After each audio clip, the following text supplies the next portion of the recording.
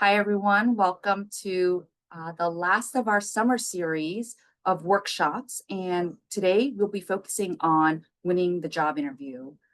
And we'll be recording this presentation portion of the event in case you drop off or others join late and you have this as a reference. But just to know what to expect, as if you've come to our events before, you know that it's not just about the information and the ideas that are presented in the first part, but the most important part is connecting this and building that community here at SPH. And so we'll have a chance to practice in pair and share and close out with some takeaways and action points along with sharing resources and addressing any questions. So just a quick run through of how tonight will be broken up and that it's really interactive. We've had a number of questions that have come in from students who have registered for this event and kind of like wanting to know how to best prepare and to be successful, or the types of frequently asked interview questions and strategies around what to say for strengths and weaknesses, or like how to have this more narrative conversation, and others that are transitioning from different careers into public health or going to PA school and different types of interviews like case interviewing and such. And just wanting to improve and getting some general trends. And so like, if there are questions, we would encourage you to drop them in the chat or also feel free to unmute and share. And we'll also have time to address that at the end. And just kind of like what we'll be going over today is sort of like, what is the purpose of an interview and the types of interviews and interview questions and how to best prepare with what you can find out about the organization and like preparing your stories and connecting your experiences to the role and performing well during the interview, and best practices to keep in mind and things that you should do immediately after the interview. And even before we get into all of those things, kind of just like congratulations for those that do have interviews coming up, right? That you have this invitation to the interview and you're beginning to prepare, and that we are that the rule for the first interview is rule number one: get the second interview. Rule number two: after the second interview, get the next interview and get the offer. So sort of like thinking through, the point of the interview is to get the offer. Whether or not you're using this interview for like practice or kind of like viewing your how this role might have a potential to you, right? It's a two-way street. Like, what is the potential to you? Like, is this one of the top choice, or kind of like just using for practice, and what is your potential to them, right? So it's two-way street. And so kind of like the purpose of an interview from the employer's perspective is, can you do the job? You know, what are those relevant knowledge, skills, and past experiences that can showcase and prove to the employer that you can do the job? Will you do the job? In kind of how you share those stories with that motivation and interest in that particular role and that organization. And is it a fit, right? Like with your values, your personality, and with the organizational culture and with the team. And so in terms of interview formats, there's all sorts with like virtual, whether they are just audio, a phone only, or if it's video conference, or even like the really annoying pre-recorded ones that a lot of our students have complained about before. It's like so weird, kind of like you're prompted and then you have to just record yourself answering these questions, right? And that's what they're viewing, right? Other types of interviews can be like the in-person interview, which a lot more of our students have been going to. Some of them have been going to their first in-person interview. If those of you that went to school during the pandemic and have just only done virtual, and now some places are moving back to some in-person for those final screenings, right? And then other types of interviews are these group interviews or panel style interviews, which could be very sometimes unnerving if you've not had that before, when there's like a Zoom room filled with so many different people, or you walk into a room with like a whole panel of folks. And so kind of like different strategies for these different kinds of interview formats, and the types of interviews that can take place, or like it varies with like skill-based. Some places like consulting agencies will use case interviews. Others, especially like some EpiBio ones, or maybe there could be some community health ones that do projects and assignments. Like they'll say, okay, if they advance you to the second round, they'll say, write like a policy draft on such and such thing, or kind of like, how would you handle such and such situations, like, and just give an assignment or even like a presentation. If they're more technical ones, that can also come up as well with like coding and that sort of thing. And so some best practices over the phone is kind of just getting a lay of who's going to be initiating the call, like, clarifying all these details in advance so that there's no questions on the day of, right? And making sure that you have a quiet, comfortable space, so that with no audio distractions. It also helps that even though it's on the phone and like there isn't any visual, a lot of things that are helpful is like your posture and just even what you're wearing. So like dress up, clothing can impact sort of that your mindset and how you approach and how your voice will come out over the phone. And another trick is like placing a mirror in front of you. That way, sometimes when you smile, when you're sharing some of like things that you enjoyed about past experiences or your accomplishments, that can kind of help your voice project the excitement and the motivation better. And kind of like checking in on the volume and sort of just your intonations and putting warmth in your voice and sounding energetic and kind of like being careful to listen and not to interrupt and kind of like expect pauses, especially on the phone. I know that that's kind of tough to like hear the vibe. Like one of the students that was just recently interviewing had a hard time. I was asking for phone tips. So hopefully these can be helpful to you all. And just video best practices, just getting online early to test out all the equipment and make any necessary adjustments, right? Having a good virtual background, like the positioning of your webcam, the lighting, doing sound check, like dressing as you would for an in-person interview. I mean, or at least like from the top up, right? And like doing that check of the camera where there's a good visual for that eye contact and your view as well. So like I think that the other great thing about having video interview is like outside of the frame, that's not visible. So you could put like notes to remind yourself, right? Sticky notes. So just that's also like a helpful hack that people have had. And so like in person, kind of like, and we can kind of go into that more if those of you who do have in-person interviews coming up, like how to dress and just like preparing like for the commute, what to, like if there's a place that you can hang out if you get there earlier, that sort of stuff, like and also like a Padfolio, kind of like having something to keep notes in and bringing printed copies of your resume. So those are kind of like some best practices for in-person. And now as we get into the preparation aspect of it, kind of doing that research, that reflection, that preparation, and that practice, and it is an iterative cycle to continue to grow and improve on, right?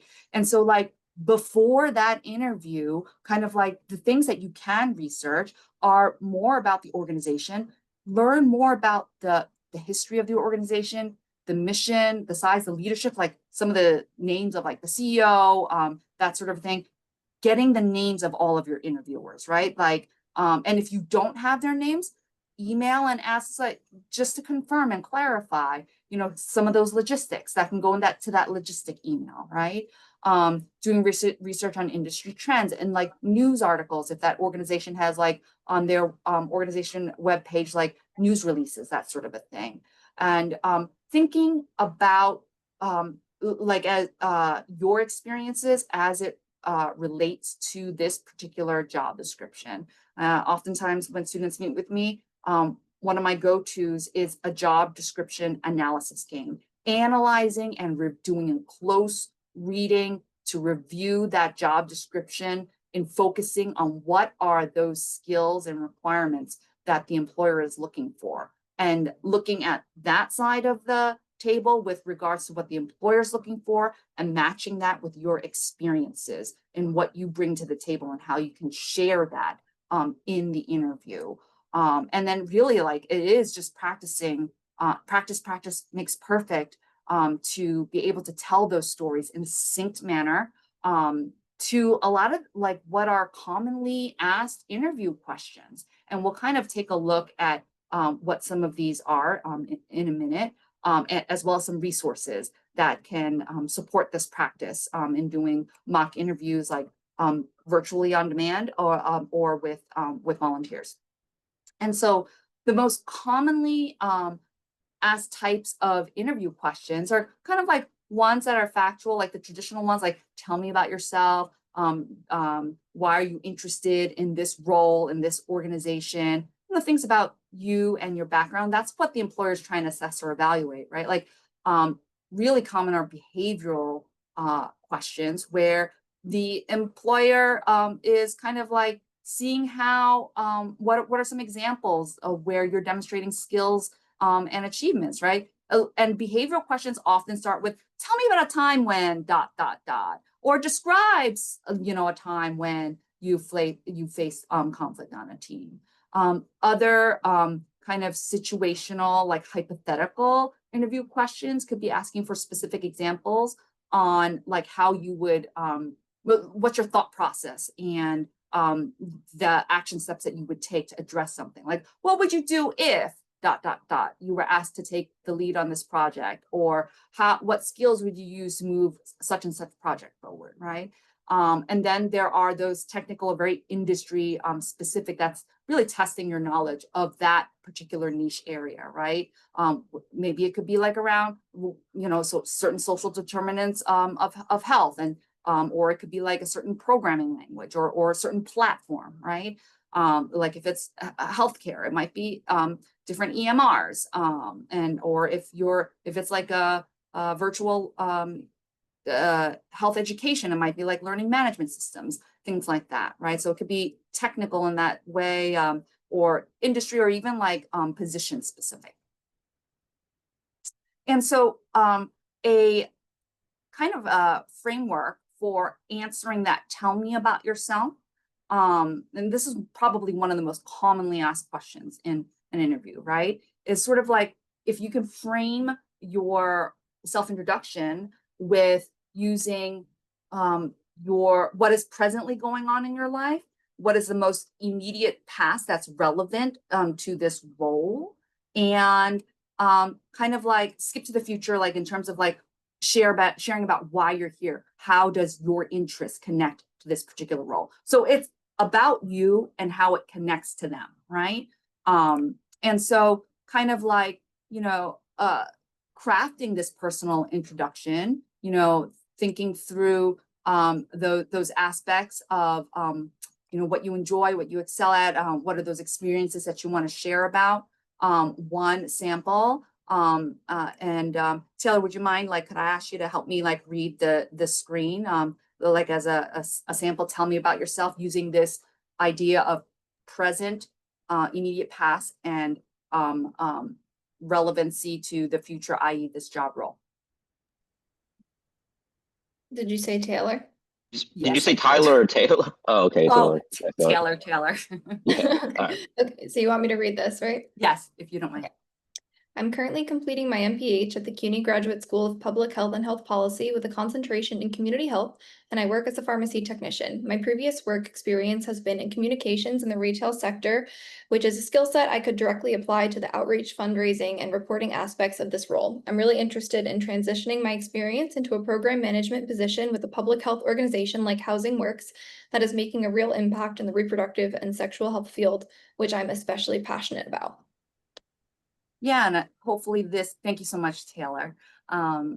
Hopefully this kind of gives you an idea of how you can craft your own tell me about yourself using this present, past, and future example. And we'll be able to practice that in a little bit when we do our parent share. I'm just going to quickly go through some of this other material. That way we can kind of get into the questions and just have a more open discussion.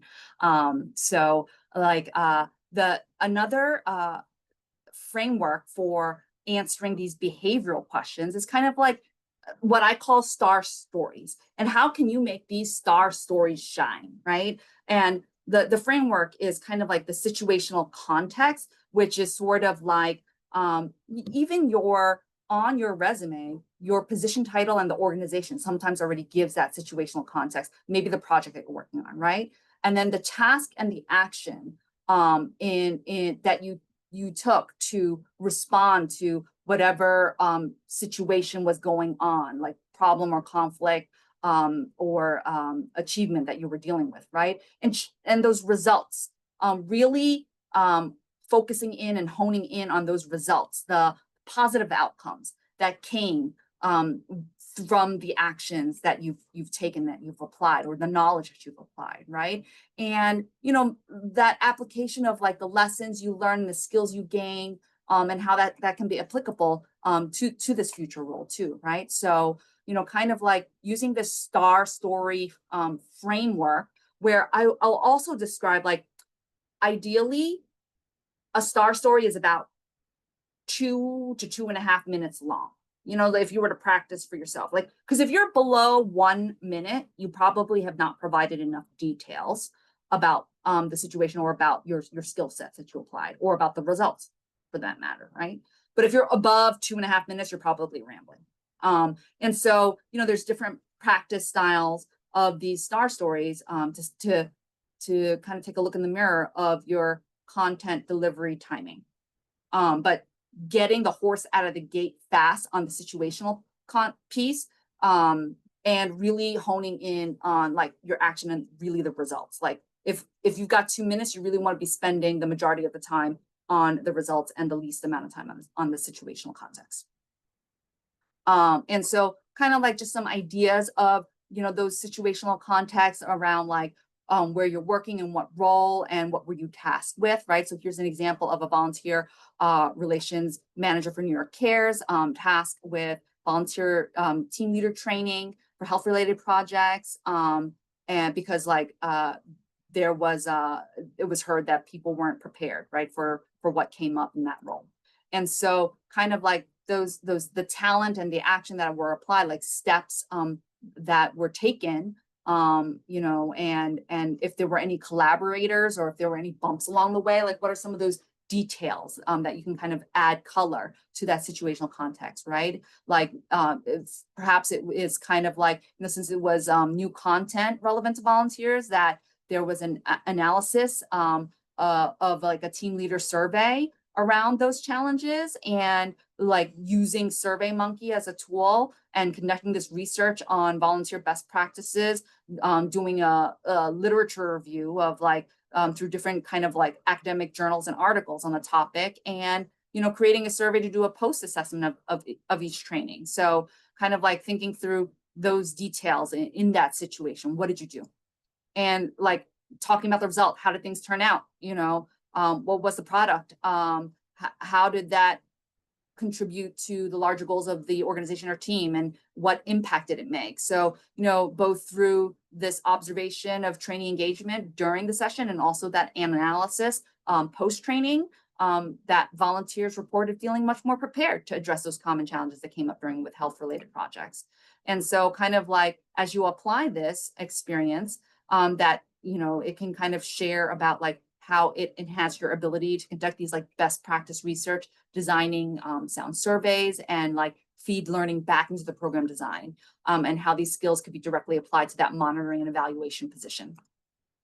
And so we'll be able to practice this together in breakout rooms. And the way that I'll kind of describe how the breakout room will go is, first, we'll have a chance to share our self-intro, and then we'll popcorn it onto a person who will then reflect on what that other person said. So for example, if Taylor did her self-intro and then she passed it to me, then I would say, oh, why, thank you, Taylor. I thought what you said about such and such was interesting because of such and such. And then I would go on to share my self-intro and then pass it on to the next person. That way we can take some time to listen to one another, as well as share about one another.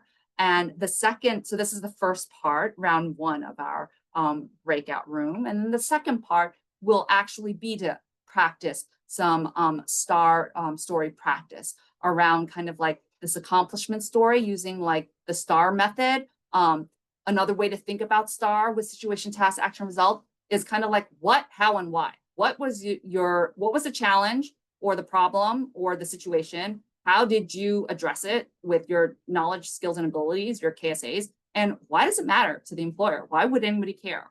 Why is it important, right? So that could be like another way to think about STAR is what, how, why.